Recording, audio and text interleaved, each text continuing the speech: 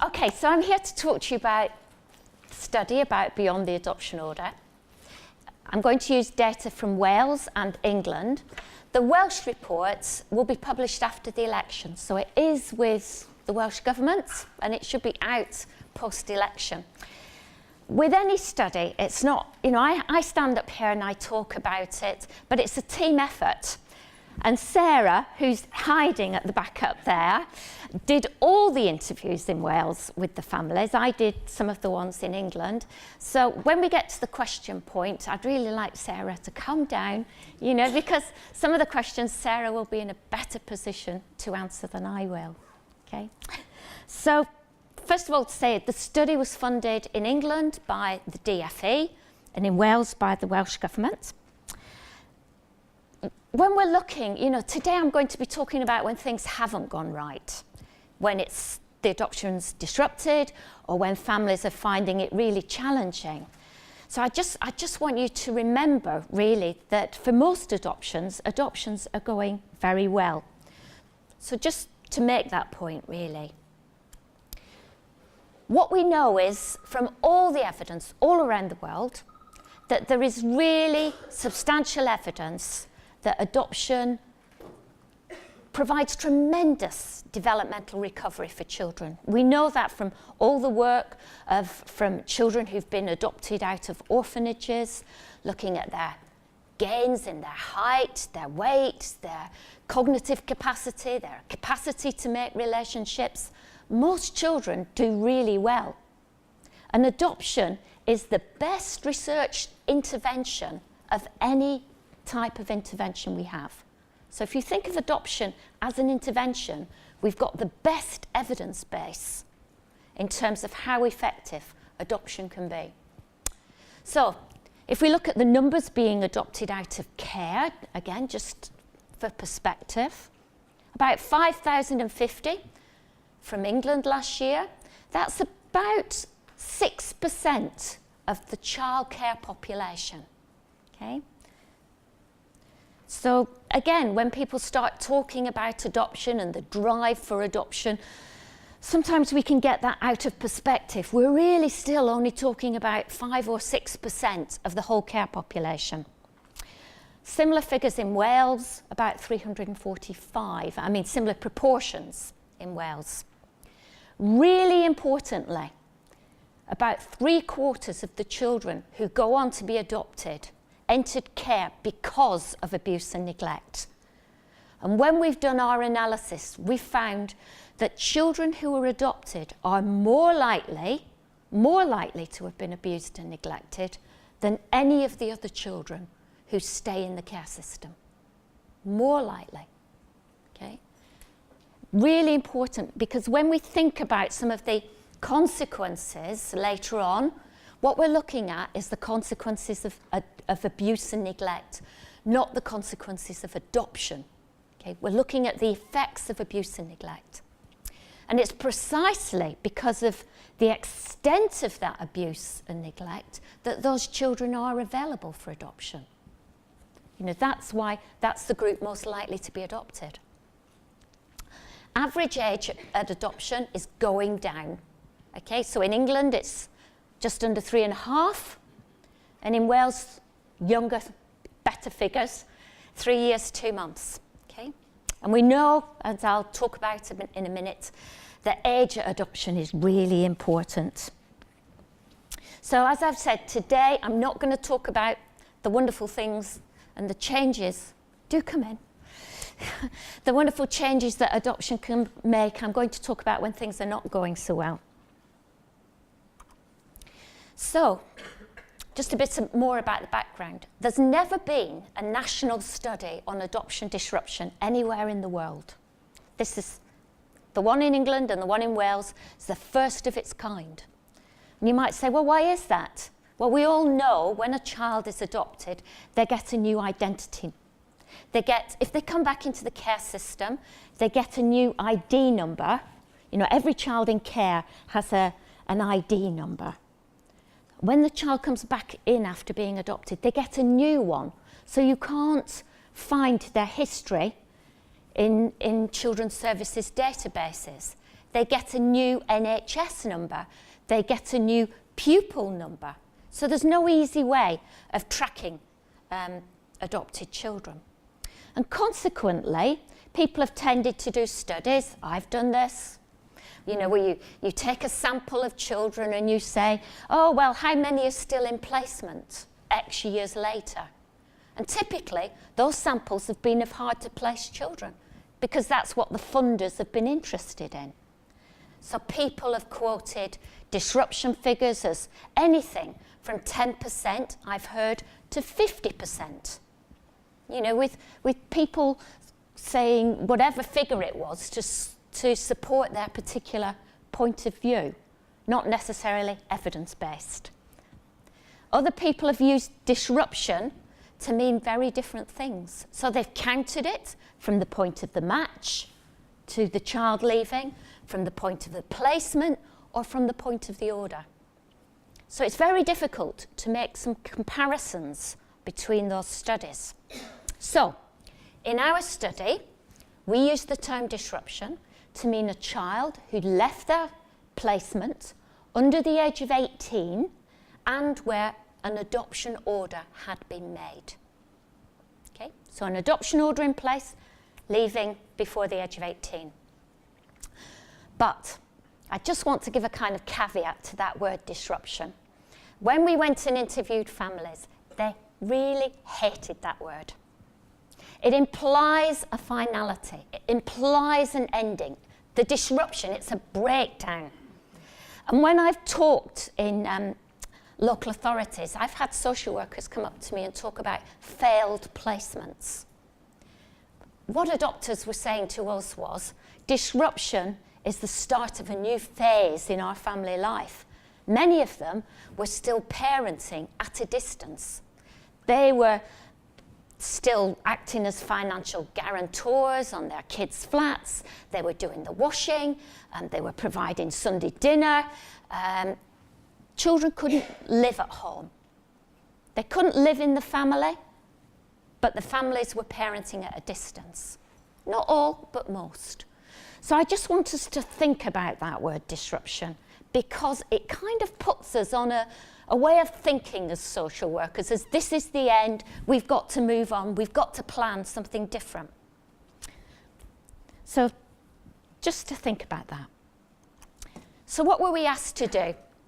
Well, in England, we were asked to compare the adoption disruption rate with the stability of residence orders and special guardianship orders. We were also asked to do that in Wales, but we couldn't do it because the Welsh Government does not collect the number of residence orders or special guardianship orders. It doesn't collect that data, so we couldn't make that comparison. We were asked to investigate the factors associated with disruption. So what do we know about it? Explore everybody's experiences and provide recommendations. And to do it within 2 years, you know. As always, to do everything very quickly, you know. So how did we do it, given you couldn't find those children in the databases? Well, the first thing we were given access to was the national data sets on all looked after children. So we had 12 years of data from England, so that is millions of cases. Every child who's been in care in England over the last 12 years. And in that data set, we could see the children who'd got special guardianship orders, the children who'd got residence orders, and the ones who'd come back into care in the same local authority, because they get the same ID number, so you could see their histories. We could see all the children who'd got adoption orders, but not, as I've said, the ones who came back, different IDs. So what we did was we rang every single adoption manager in England and in Wales again and again and again, and said to adoption managers, yes, people here who got my phone calls, said to adoption managers, tell me about the children who've experienced a disruption, and give me their original ID number so that I can find them in that database. Now, some adoption managers said to me, Julie, I'm absolutely sure. I know all our families. We've been here donkey's years. We know all our cases. Yeah. Other adoption managers said, I'm not so sure. I'm new. We've lost our memory of cases. The boundaries have changed. I'm not really sure I can tell you with any confidence. Okay, so we were a bit worried that we might miss some. But we did get every single Welsh local authority in VAA, apart from one, giving us data, and 93% of all English local authorities and VAAs. So really good response rate. So to try and track those other ones, we asked 13 English local authorities to send out a survey to everybody who'd legally adopted a child between 2002 and 2004. Mainly teenagers here, you see. They've been in placement a long time. And we said to these adoptive families, how's it going? If the child's not here, tell us where they are. Okay? At the same time as that survey went out, adopters got a bit agitated on the AUK website because some felt they were being excluded from taking part in the study. So we decided we'd put the same survey on the AUK website for anybody to fill in who'd adopted a child from care. So the researchers here will realise that what we were doing was replicating the same survey with two different sample groups, really importantly. In Wales, we did more snowballing. We'd saying to people who we interviewed, do you know anybody else who's disrupting?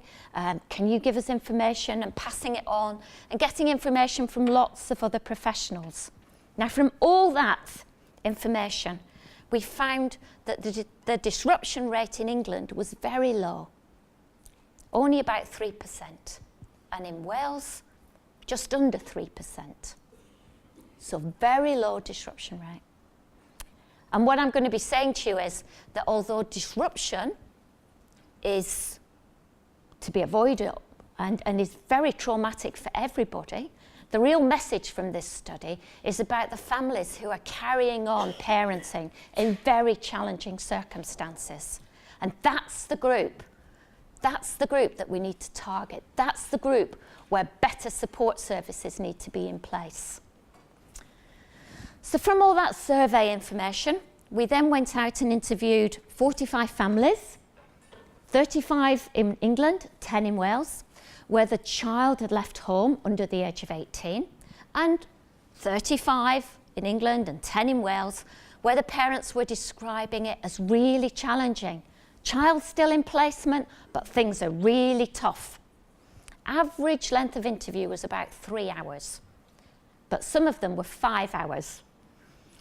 And when some of those families had never told their stories, nobody had visited them since the child had left. Nobody. And we were the first people to come in and say, tell us what's happened. So they had the chance to tell their whole story. We also interviewed 12 young people who'd experienced a disruption and 12 adoption managers, and used a whole host of standardised measures. Haven't got time to talk about most of them, but some you'll know. Strength and difficulties questionnaire. People know what that is. Over a threshold, you're likely to have a mental health problem if you turned up at a clinic and were properly assessed. Okay, so it's a measure of emotional and behavioural difficulties. The ACA is a different sort of measure. It's looking at things that are less common in the general population. Things like eating disorders, self-harming, sexualised behaviour, attachment difficulties. Measures that kind of thing. And then there were 2 measures that we used on our adoptive parents about their levels of anxiety and depression, and something about their sense of competence. The bottom one is parenting sense of competence, how competent they felt as parents. Okay, so that's the kind of methodology. So let's look at the results. Now, before we look at the results, I should have said it's really important When you're thinking about disruption, you should always say in comparison with what? You know, disruption compared with what? We know from the English research that children who are reunified back to their birth families, the disruption rate is currently running at about 52–54%. So a half of all the children who are reunified end up coming back into the care system, many of whom will have been abused again. That is not to say that we should not be reunifying. We've just got to do a lot better at assessments and assessing parental capacity to change and more support services. Okay? If you look at the breakdown rates of long-term foster care, Ian Sinclair estimated that for children who've been in care for 5 years, there's only a 17% chance that they'll still be in the same placement. So there's an awful lot of instability in the care system. So here's our Welsh findings. This is the same, by the way, this is the findings for Wales and England are very similar. So we're looking at 12 years of data and 11 years for Wales.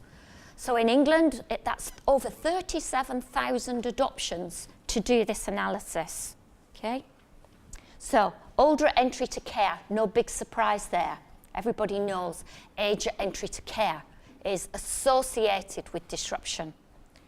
More moves in care. So the number of foster placements children have had in the care system. When we looked at our English database, it ranged from 0 moves to 54 moves before being placed. 54 moves. I thought it must be wrong. Somebody's pressed the wrong button on the data, on their PCs. But I rang that local authority and I said, 54 moves? And they said yes. Okay. Now moves are really important because we know from US research here that moves on their own are associated with the later development of mental health problems. Okay. If you want to look it up, it's a guy called Rubin, R-U-B-I-N. We don't really understand the mechanisms for that. Is that about the amount of stress that children are under when they're moving? But moves, even when you take in age at entry to care and all the other factors, moves on their own are linked to later problems. Being placed over the age of 4, 13 times greater risk of disruption. That does not mean, as somebody said to me a few weeks ago, oh, Julie, I won't place anybody over the age of 4 then. I'm not saying that. I'm saying it's a risk factor. Build in the support. And delay placement to order. Okay, so if there's delays in the system, it hugely increases the risk. But the biggest risk factor of all was being a teenager. So average age at disruption was 13 or 14. Everybody's nodding. Oh yes, no big surprise. Looking after teenagers is really difficult. But what are our support services like? They've nearly all been developed for the start of placements. We have parenting groups, preparation stuff, all at the beginning. And what we haven't done is develop services for those parenting teenagers or for teenage adopted children. That's where we need to put a lot more effort. Obviously important at the beginning, but the biggest risk factor is being a teenager. That's where the effort needs to go. Now, not associated, gender. It did not make any difference whether you were a boy or a girl. It is a myth that boys are harder to care for. Absolute myth in relation to disruption rates. In fact, girls were breaking down more in adolescence than boys. It's nearly reached statistical significance. Ethnicity. It made no difference what ethnicity the child was. Didn't make any difference. Nor did being adopted by a former foster carer. So over 12 years, former foster carers and strangers were just as likely to be stable or break down. Made no difference. We haven't got the data for Wales, so I've got to give you the England, okay? So SGOs over 5 years, because they didn't come in, till more recently, 2006-07, nearly double the disruption rate compared to adoption. Very similar sort of patterns, but the biggest risk factor was where the order was not made to a kinship carer. Not made. So 3 times greater risk of disruption if it wasn't a kinship carer. So kinship care was much more stable. And here, if you look at the rate by local authority, there's huge variation in disruptions. Residence orders, now called child arrangement orders in England, quarter had broken down over a 6-year period, so much less stable. But again, not reaching the levels of disruption of either reunification or foster care. And importantly, residence order children were already older as they entered care. This age of entry to care for this group was the biggest risk factor. Most of those children had not entered care till they were nearly 6 years old. They'd had a lot of failed reunification attempts, so the children being placed on residence orders were different than the children being placed for adoption. Average age at entry to care for adopted children was about 14 months old, and many were infants, so they were a very young group. And again, look at that rate varying by local authority. Some local authorities, 1/3 of all their residence orders were breaking down. We cannot be sure, of course, that those are the ones with the worst practice. Maybe they were taking more risks. Maybe they were placing more sibling groups. Maybe they were placing older children. It's something we need to understand more about. So if we just look across the 2 groups, adoption was the most stable. This is the, I just want to emphasize, this is looking at, in total, somewhere here we've got about 50,000 adoptions for this analysis. So it is a really big statistical analysis. So adoption was the most stable. And most were disrupting 5 or more years after placement. And the kids were teenagers. In comparison, those on residence orders and SGOs, if they were going to disrupt and they were less stable, were disrupting very quickly and within 2 years of the order being made. There were some disrupting within the same week as the legal order. We had one case where the uncle failed to turn up to take the children away from court. Big questions there about the quality of assessments, the decisions that are being made in courts, especially since re-BS, yeah? And the whole process around SGOs. There's an assumption that relatives know the children, but they don't always. Some of these are new relationships. And most of the children were under 11. So by that point, with a failed SGO or RO, they would have missed the opportunity for adoption. So, remember I told you about the survey that we'd sent out to the 13 local authorities and to the AUK. So here's our survey responses. This is on 700 children. Average age of the children here are teenagers. So these are 14, 15-year-olds. So what we did, and I've had some complaints about this from adopters, is we combined the no major concerns and the highs and lows and said, well, about 66% of these adoptions are going pretty well. I think if you're parenting a teenager and you can say highs and lows, mainly highs, things are going pretty well. I've had 3 teenage boys and I wish I could have said highs and lows, mainly highs, at some points in their teenage years.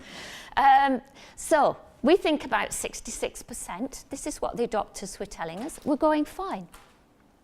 You can see that the AUK survey and the local authority survey are very similar. There's no statistical difference between the results coming from those 2 different groups. Yeah? It's quite interesting. But about a quarter was saying, it is really tough. It is really difficult. We can't get the support. Not all of these we're going to disrupt. Some people were saying in their text responses, we're in it for the long haul. But some were saying we're on the edge. We don't know how much longer we can continue. And about 9% here were saying the child's left. That last group, the living separately, are not disruptions. These are children who are in their 20s now and who've gone on to have families of their own. So typically, I don't know what working for the Welsh government's like most of the time, but for the English government, they like things nice and simple.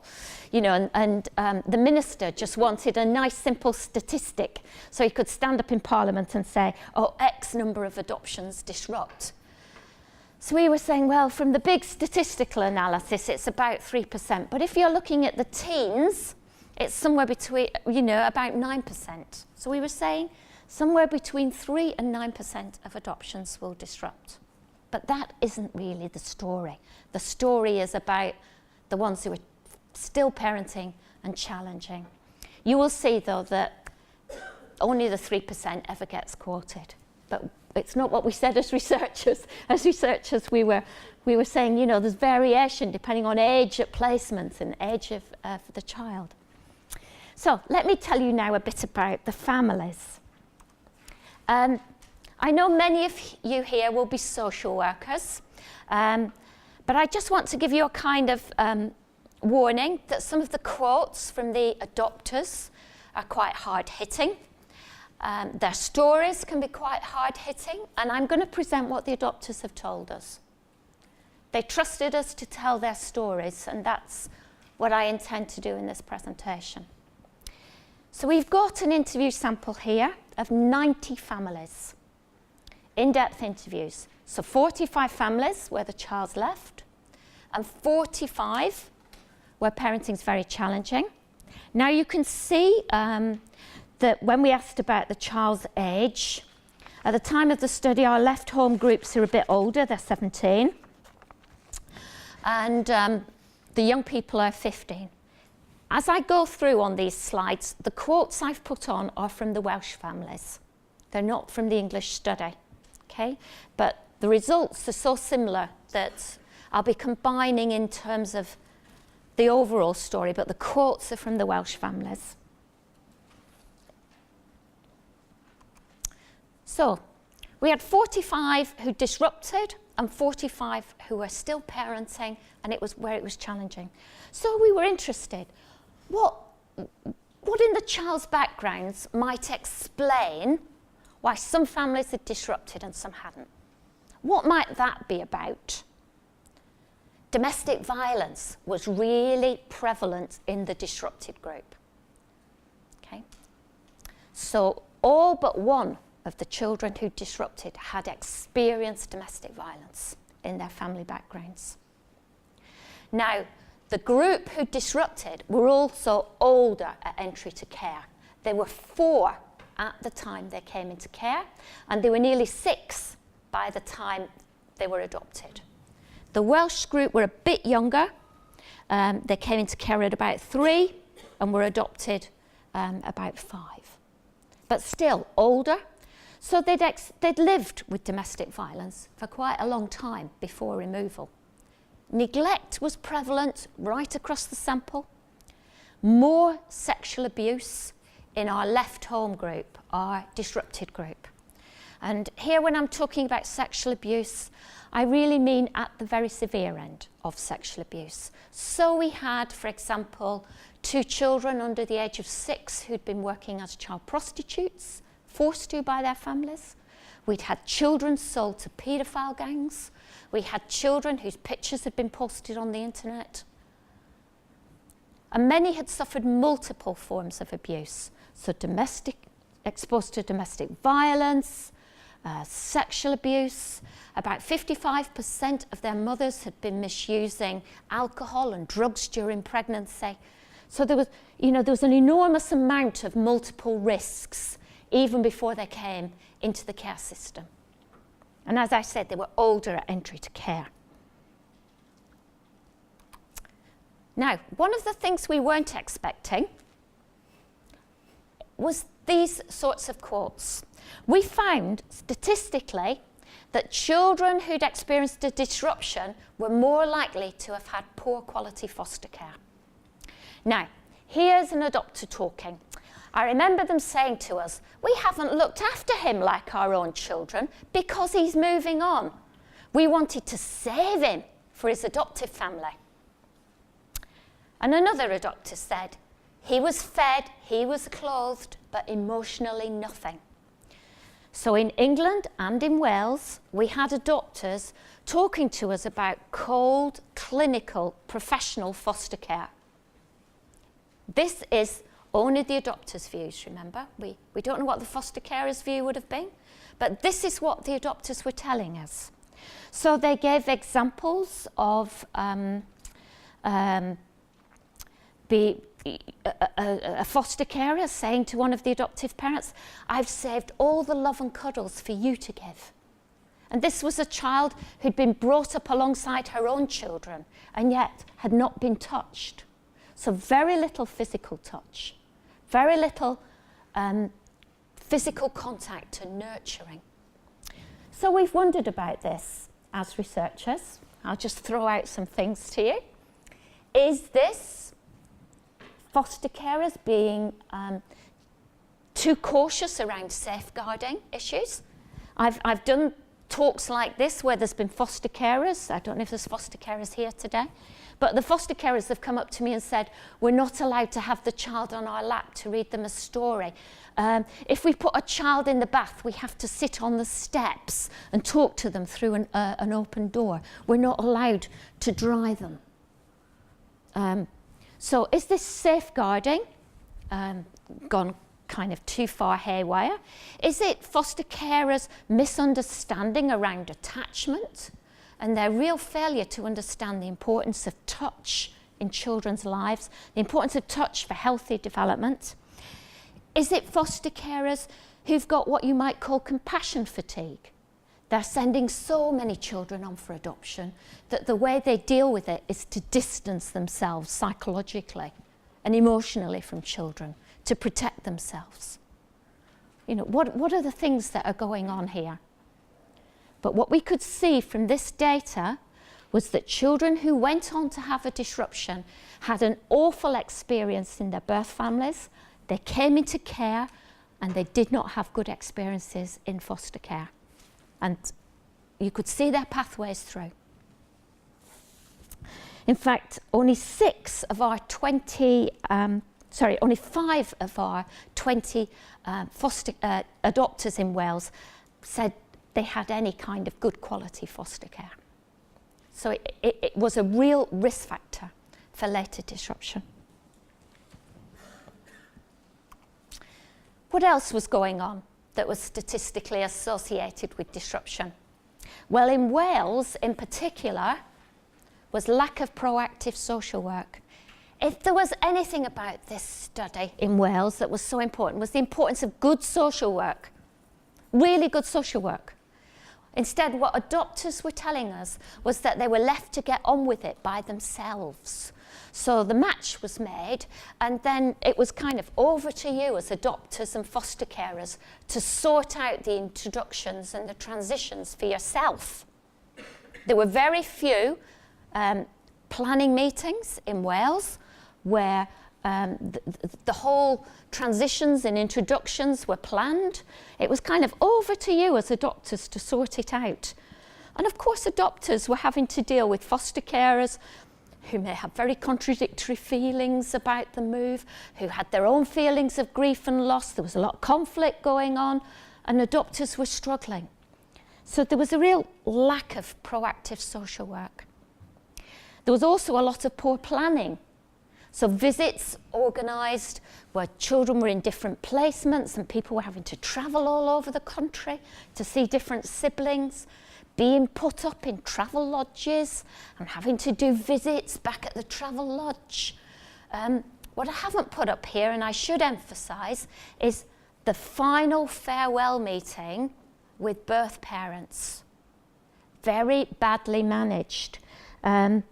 6 of our Welsh families, the final contact visit was held at the same time as they were being introduced to the children. really bad planning. And there was one case in England where the children had been in placement for weeks. I think it was about 6 weeks before the final farewell meeting was held. Now, I've been around lots of English local authorities and I've said, have you got a policy in place for how you manage the final farewell meeting? None have. Every children's social worker does it their own way. So for those who are sitting here from Children's Services, please have a look at your policy around what's good practice in relation to the management of these. It's not only important for the adopters and for the children, but for the birth parents too. If you want contact to succeed, that final farewell visit is so important. And really importantly, a lot of the the placements that then went on to disrupt were very rushed. They were being determined by the foster carer's agenda, not the child's needs. The foster carer was saying, I want the child out, I've had enough of them, I'm going on holiday, I don't really like this child, blah, you know, everybody's smiling, yeah. Very familiar stories, but it wasn't determined by the child's needs. And all those things were associated with later disruption. So again, with the best will in the world, you might do a fantastic plan and it might not go well. So see it as a risk factor for later disruption and think about building in extra support to the placement if these kind of things have been happening. So here's some quotes from our adopters. So the first one, it was sorted out by ourselves. Social workers spent about 20 minutes introducing us to the foster care and the child. We didn't see her again. There wasn't a plan. So another one, we had no support on the day of the move. The foster carer was crying and we were seen driving them away. This is the sibling group, dragging them away. We were just left. It wasn't a good start. It's not a good start for the child not to have psychological permission to move. Here's one where it did go well. And I should say that we had many more positive comments about the provision of services from voluntary adoption agencies. The quality of social work was rated much higher from the VAAs. So here's a VAA worker. She rang every single night and it was after hours as well. Now, I know that's true in children's services as well, but again, it was more likely in the VAAs. So, what was happening during those introductions and transitions? Well, the majority described the carer as welcoming. That's across the English and the Welsh study. So here's somebody talking about the foster carer. They did a number of things that went over the odds. They gave them a tree we planted together, and we bought loads of things, you know, so a really positive foster carer. But about 30% of the carers were seen as obstructive. Some didn't want to let the child go. They wanted to adopt the child themselves, perhaps, and were not being allowed to. Some didn't approve of the choice of adoptive parents. We had one lesbian couple in the English sample, and they'd never been allowed upstairs in the foster carer's house to bath or put the children to bed, because the foster carer did not approve. Or, as I've said, they wanted the child out as fast as possible. One thing we noticed was a real lack of attention to grief and loss. The adoption workers and the child social worker very much was thinking, hooray, we found a family, you know, and off we go into adoption. Everybody should be happy, without thinking about the grief and loss. So the adopter says about the foster carer, the reason they speeded up the whole process is that they realised the foster mother was grief-stricken. So instead of dealing with the feelings, they speeded up the process. The child, she was crying. She didn't realise adoption meant she'd be leaving the foster carers for good. The assumption was the child was going to be happy because now adoptive parents had been found. And in fact, what we were finding was that very few of the children had been really prepared. They didn't understand why adoption was being planned, why they couldn't live with their birth families. And here's a social worker who fails to understand that babies have feelings and are attached. So this is an infant who was crying during the introductions, and the social worker says to the adopters, he's only playing up being a nuisance. He's just trying to get his own way. This is a baby of 6 months. Ignore him, and when he stops crying, you can pick him up. And the adopter said that the crying went on for 50 minutes, 50 minutes, before they were allowed to pick the baby up. Okay? Complete failure to think about feelings of grief and loss in both the children, the infants who were being placed, and in the foster carer. And of course, remember, they've come from very neglectful, abusive circumstances and moving into these kind of situations. So, children go into placement. It's all meant to be jolly. It's all meant to be happy, everything, happy ever after stories. No. So, 80% no honeymoon period. Difficulties right from the word go. Particularly difficulty forming close relationships, especially with mums. So parents were telling us children wouldn't let them be parented. They could see no purpose for a mother. What use is a mother? What purpose do mothers serve? Wouldn't let parents be intimate. They were very controlling and manipulative. So, for example, one mum said in the English study, very early on in the placement, the child dropped a cup on the floor. The child went to the door and smashed his own arm against the door frame, went to his mum and said, "You don't need to punish me, I've done it myself." And she said, at that point, I kind of realised, she said, I realised then, what I was beginning to take on, the kind of histories that these children were coming with. Complete inability to play. So children who were very controlling in their play wouldn't let siblings play. Sleep problems. So either they had night terrors where they couldn't sleep through the night, they needed their curtains drawn, they needed televisions on in the bedroom, or very young children who slept for 14 hours at a stretch. Either way, parents were saying, this is odd, this is unusual. Children who couldn't smile, laugh, no curiosity, and smearing. Poo was everywhere in these families, and for many it continued right up until the day the young people left at 14. Smearing continued to be a problem. Self-harm, again, appearing very early, with 4-year-olds self-harming in a severe way, with parents saying to us, I had no conception that 4-year-olds could talk about wanting to die. That very early self-harming. And sexualized behaviors. Again, stealing parents' underwear, masturbating openly, those kind of behaviors that parents in a way could manage when children were in their primary school years. But when you roll that forward into the teenage years, what does that become like? That self-harm then becomes life-threatening self-harm, and that group of children in our English study were moving into secure mental health hospitals just to keep them alive. Or the sexualized behaviors then end up with lads exposing themselves in the street and being arrested. So you could see that these very early behaviors were tracking through into the adolescent years. So here's some quotes from the families. This is early family life. He just took it that people come and go. We didn't have any relevance. After 3 months in placement, my cousin asked him to tea.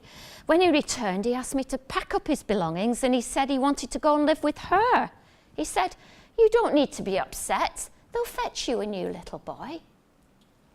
See, no, can you see there's kind of no relevance there for parents, or what could be just not using the parent in any way as a kind of secure base. But really importantly, early aggression. And this was what broke most of the placements eventually. So here's a quote. He, 3 years, was starting to get quite violent, above the normal toddler violence. The way he ate his food, he was obsessed with it. He never seemed to be full. He wet the bed and soiled, which wasn't an issue then, we dealt with it. But he went on doing both these things until he was 14. So again, if you're dealing with early aggression and they're a toddler and you can pick them up and put them on the step or move them out the room, when you move into the teenage years and you've got somebody who's 6 foot towering over you, it's very different. So I want to introduce you to this concept. You may not be familiar with it. Child-to-parent violence, or it's sometimes called adolescent-to-parent violence. In the study, we use this as our definition for it. It's behaviour considered to be violent if others in the family feel threatened, intimidated or controlled by it, and if they believe they have to adjust their own behaviour. So we were seeing changes in parenting behaviour because of the amount of violence that was going on in the families from the child to their parents. Virtually, I'm just going to make sure I get the figures right. In Wales, 17 of the 20 families said they were experiencing this kind of behaviour. So we had families whose mobile phones were taken. Wasn't just really importantly to say about this sort of behaviour, it's not just about violence. If you look up at the definitions of aggression and violence, it's about hurting somebody. This behaviour was not about hurting, it was about controlling.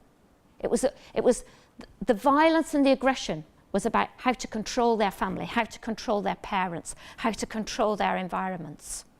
Okay? So we had mobile phones taken, we had TVs taken and moved into the child's bedroom. We had their families saying their social networks had been destroyed because of the child. And a great deal of really high level of violence. So the parents talked about living in fear. We had not expected this as researchers. Every time we went out and came back and did from an interview, we'd say, it's the violence again. So parents talked about living in fear. It was mainly sons to mothers, 38 of the boys, but 24 girls were also using violence. Fathers were attacked as well, siblings. We had maternal grandmothers attacked and pets as well. And weapons were being used, especially knives. Now, I should have said, when I was talking about that definition, that a lot of the work on child-to-parent violence has been done by the family violence groups, because what they've been finding is that the calls to domestic violence helplines have been going up, and it's been reports of child-to-parent violence that are coming through on domestic violence helplines. Okay? It's also been looked at in relation to the criminal justice groups. The research is showing that the risk factors for developing this kind of behaviour are exposure to domestic violence, okay? Learnt behaviour, maybe some genetic components. But the other thing that's really interesting is that the peak age for aggression is 2, the terrible 2s. And the way children learn to manage that aggression is through their relationship with their primary attachment figure, their primary carer. Okay? It's their mum usually who teaches them that they have to learn to manage their own temper, their own anger, and that other people have feelings too. Yeah? That's what children learn as toddlers. But our children in this study had not come from backgrounds where they would have ever learned that. Peter Fonagy says that aggression happens in the absence of mind-mindedness, this capacity to put yourself in somebody else's shoes and think and feel what others are thinking and feeling. Okay? So we had children carrying all the risks for the development of child-to-parent violence. Domestic violence, neglect, abuse, Alcohol misuse during pregnancy seems to be related as well to the development of child-to-parent violence. And yet somehow in social work, we're not putting this pattern of behaviours together and seeing it as child-to-parent violence. We're treating it as aggression, and it's about control. So if you use aggression management courses, they don't work with this kind of behaviour. Okay? We need to learn from domestic violence. And it's not just an issue for adoption, it's the same kind of behaviour that destroys foster care placements, residential placements. We see it right through the care system. And yet somehow we've not got to grips with it. Maybe it's because we don't really like to see children as instigators of difficulty. We like that nice, clear duality of victim and persecutor. So here's some examples of this violence. He'd like to invade your personal space, get up really close and intimidate. He'd grab you around the throat. I was quite scared. I didn't know if he was going to stop or not. Another one. He said he'd kill me if he didn't have it, the money.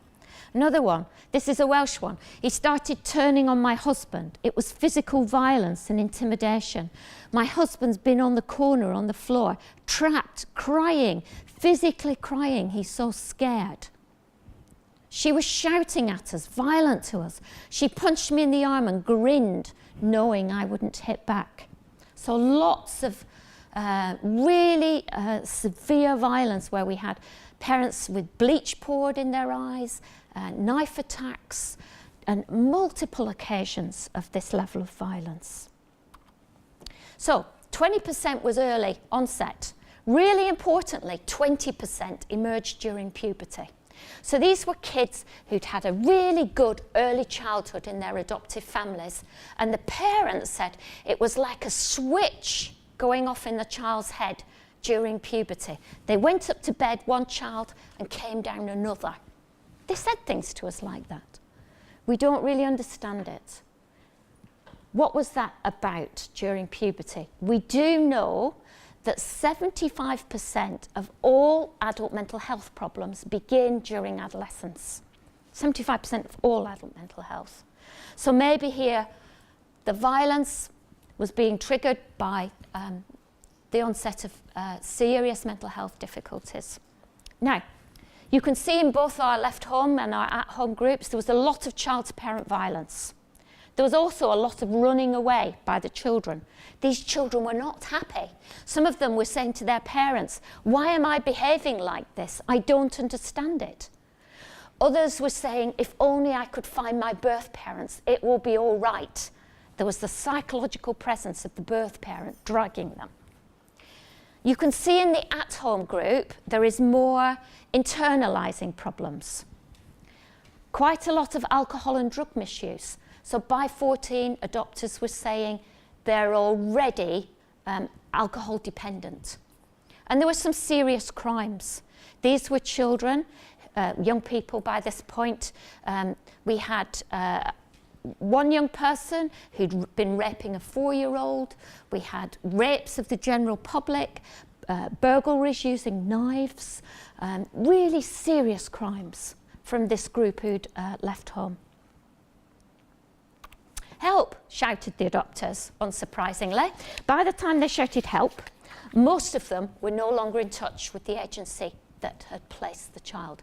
These were families who'd not kept in touch. So, real problems accessing services. First of all, they didn't know what was available. And a lot of broken promises. So here's the adopters talking. "We rang the adoption team. It was a particular person. She never returned our calls." Another one. "Social worker came out and said, 'Oh, it must be very difficult for you.' Then she came with her boss. They went away. We've heard nothing since."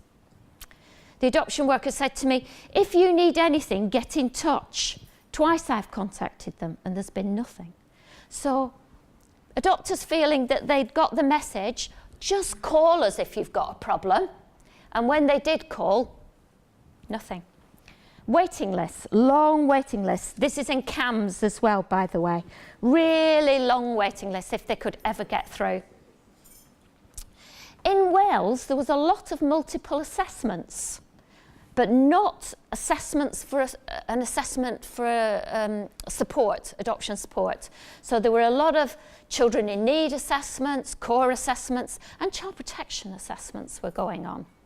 Very little seemed to be targeted around adoption support, and a lot of funding arguments.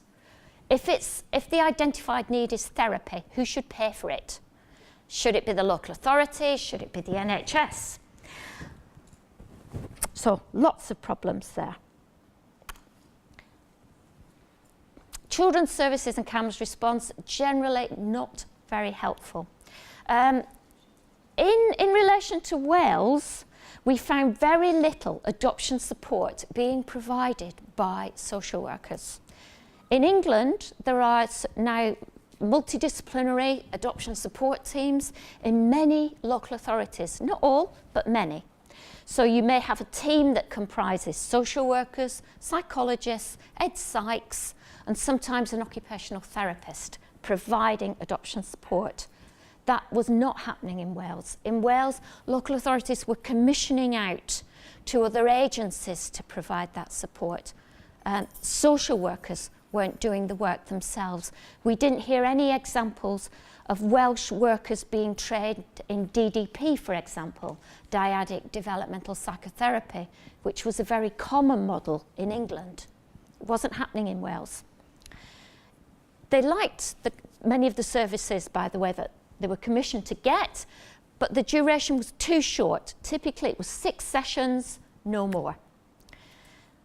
There was a lack of adoption awareness. So we had examples where adopters had got in and seen a therapist, and the therapist had talked to the child about their real parents, meaning the birth parent. Or a psychiatrist who said to the adoptive parents, the child's been with you for 6 years now. His early trauma and abuse is irrelevant. It should have all gone. So a real kind of failure to understand the long-term impact of abuse and neglect in children's lives.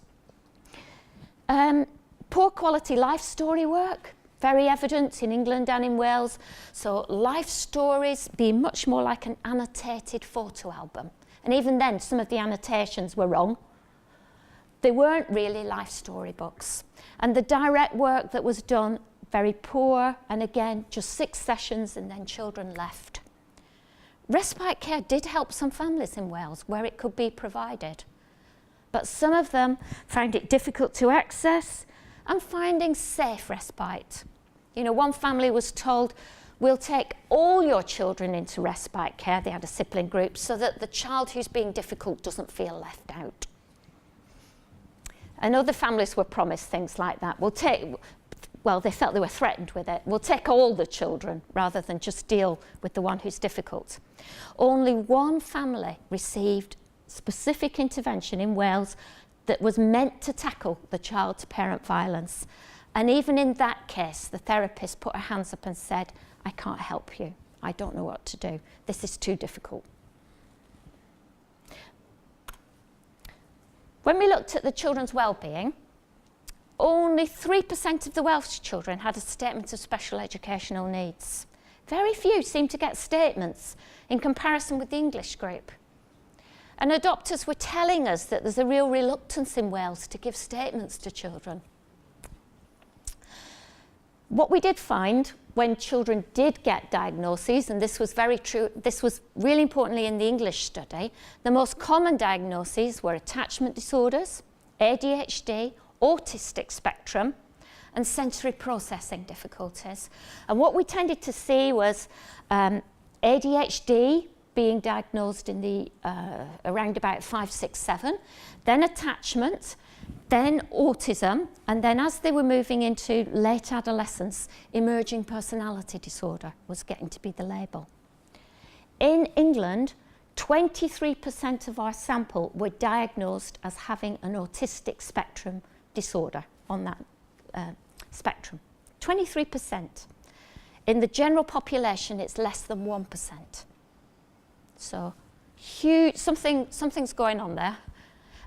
Some people have said to me, I don't really believe that percentage, and it may be wrongly diagnosed fetal alcohol spectrum that's getting the label of autism. All we can say is that was the label put on by independent clinicians. SDQ, these were filled out by the parents, 90% in the clinical range of disorders. The ACA, that's the assessment checklist, 90% of the children in the severe end of the avoidance style in relationships. That's what I've been describing to you, you know, being very avoidant, not wanting to let parents parent. And about 30% of the children who'd left home were showing severe symptoms of developmental trauma. These were children, you know, with a huge level of need.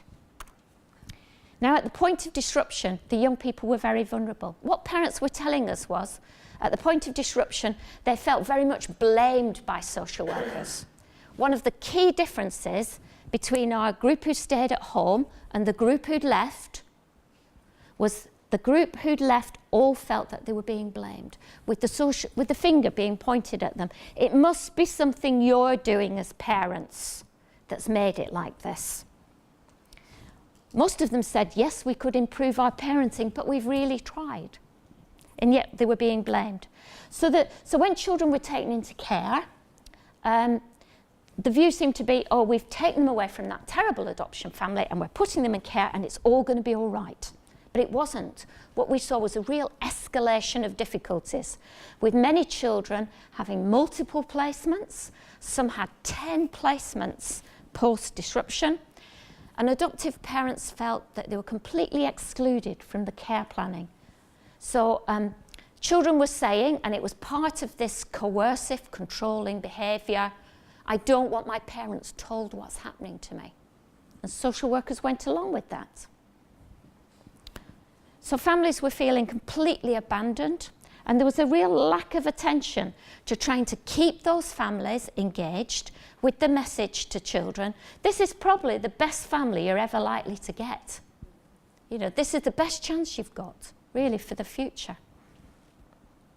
And we found that children were very quickly put on a leaving care pathway, and they were put in independent living, and some were subject to, there were certainly targets for sexual exploitation. So just to look at the differences across. So similarities between England and Wales. Disruption rate very low in both local authorities. Children late placed were at risk. Early years marked by abuse and neglect. Poor quality foster care. This child-to-parent violence in both samples. Blaming, shaming of parents. So if there's one message to you, again, if you're going out doing assessments of adoptive parents, always ask them, are you experiencing this level of aggression and coercion? They won't tell you unless you ask. It's so shameful to have that level of violence in your own family and feeling excluded. Differences in Wales. The children who disrupted had had a lot more failed reunifications. We didn't see that pattern in England. There were in Wales. In Wales, the workforce was far less stable. So 14 of our 20 Welsh families had experienced a change of adoption worker. That was not the case in England. Adopters were saying to us, social workers are leaving in droves in Wales. They're fed up, morale is low. That's what they were telling us. There was less social work support at every stage in Wales. So families were given less information, they were less helped during the introductions and transitions, and they had less support when things got difficult. Now, one of the downsides in England of having a lot more social work intervention was there were a lot more Section 47 investigations, because social workers started using child protection procedures to deal with families. But in England, there were more examples of good multidisciplinary support with team around the family, you know, multidisciplinary, because this is not just an issue for social work. And more diagnoses, because there was more interventions. So, to summarise and stop for questions, the disruption rate is low. Reminder, most adoptions are going fine. 66%. I don't want everybody to get really depressed after what I've been saying, okay? 66% are going absolutely fine. But many families are parenting children with very challenging behaviours. As I keep saying to people, this is not an issue for adoption particularly. It's about the long-term effects of abuse and neglect. They do not go away simply because you put a child with a new family. The long-term effects of abuse and neglect, that's what we're dealing with. We need to know much more about child-to-parent violence, what triggers it, what can help it. Since the study came out in England, there are 2 local authorities that are trialling new methods of dealing with child-to-parent violence. Some are using something called non-violent resistance, which is a particular method of dealing with this level of violence, and others are using something called break for change. We don't really know what works yet, and we've got a lot more to learn about it. It's not just an issue for social work. Again, we need to, it's for all professionals. And to get across the message that disruption was not the end in most of these families. They were still fighting for children, trying to get the right services for them. It was the beginning of a new phase. So I'm going to stop there for questions. Thank you.